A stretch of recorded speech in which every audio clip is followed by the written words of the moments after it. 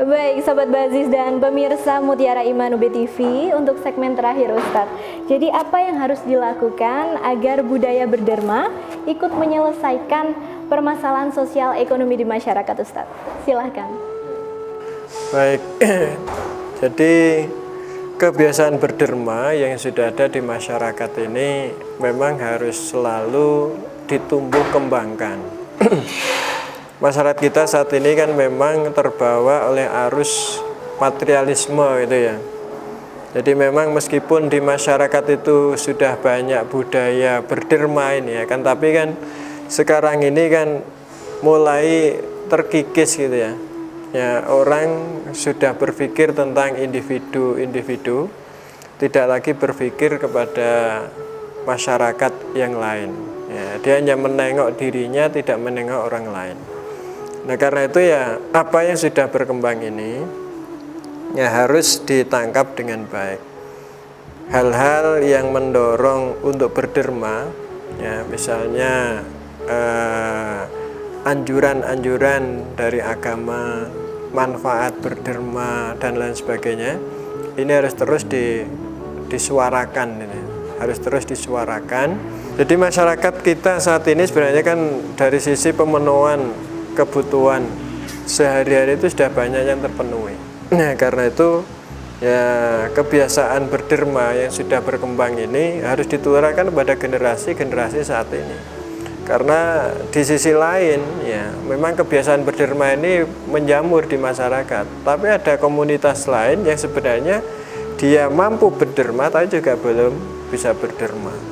Nah, karena itu kebiasaan seperti ini harus dibudayakan. Misalnya adalah membuat event-event ya, terutama di kalangan anak muda untuk mau berbagi kepada orang lain. Misalnya ya kegiatan-kegiatan sosial ya, yang melibatkan anak-anak muda ini perlu ditumbuh kembangkan.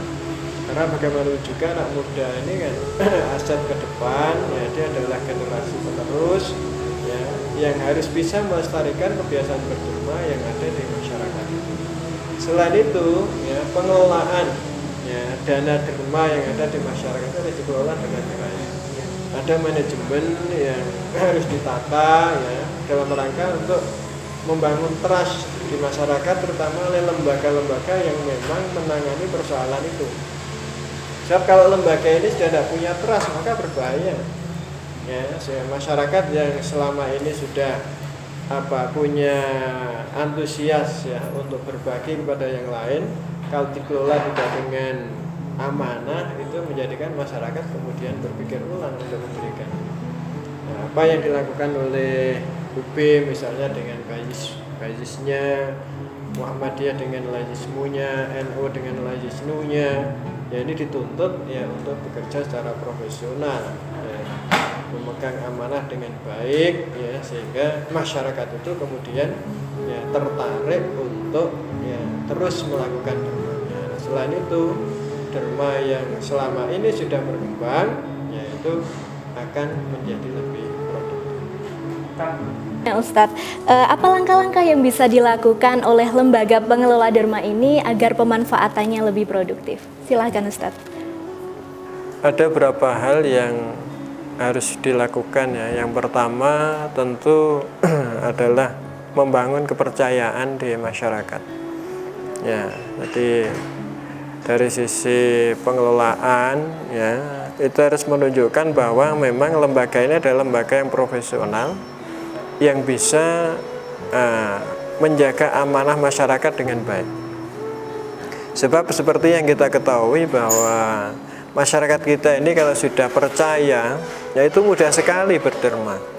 Ya, gerakan-gerakan yang sekarang ini sebenarnya belum terkelola dengan baik itu sudah berjalan dengan sendirinya di masyarakat. Misalnya sekarang itu ada misalnya gerakan Jumat Berkah.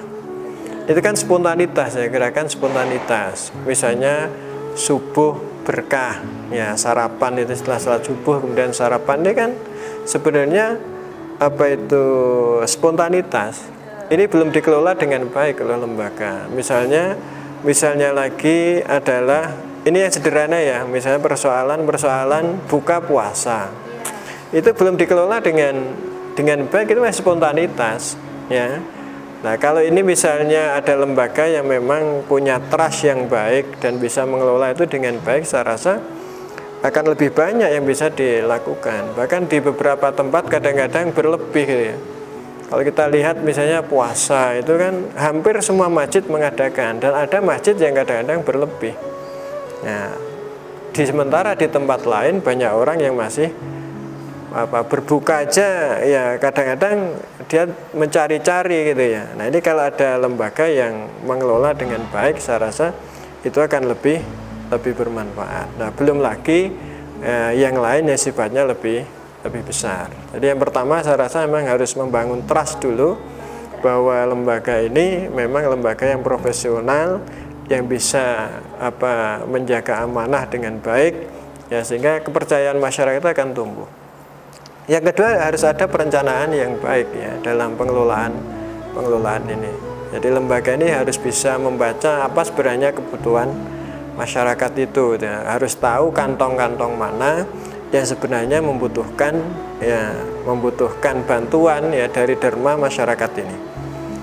Ya kadang di sebuah masyarakat ya itu sudah tidak butuh ya bantuan derma dan lain sebagainya, tidak butuh.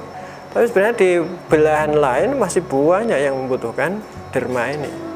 Ya, makanya lembaga pengelola derma ini ya harus bisa melihat kantong-kantong mana, wilayah-wilayah mana yang membutuhkan bantuan dari derma yang dikumpulkan oleh masyarakat. Ya, termasuk persoalan-persoalan pengembangan SDM. Jadi seringkali ya masyarakat kita ini kurang ya dalam hal kepedulian terhadap pembangunan SDM ini. Jadi orang itu lebih senang dalam bentuk yang bisa terlihat saat ini itu ya. Ya. Ini yang kita rasakan ya. Misalnya kalau orang itu nyari bantuan tentang masjid, bangun masjid, itu cepat sekali. Dapatnya cepat sekali, tapi bantuan untuk pendidikan, mau mendirikan sekolah itu berat. Ya, bahkan di negara-negara kaya, negara muslim yang kaya itu, kalau nyari masjid satu itu aja mudah sekali. Tapi kita nyari sekolah satu itu susah.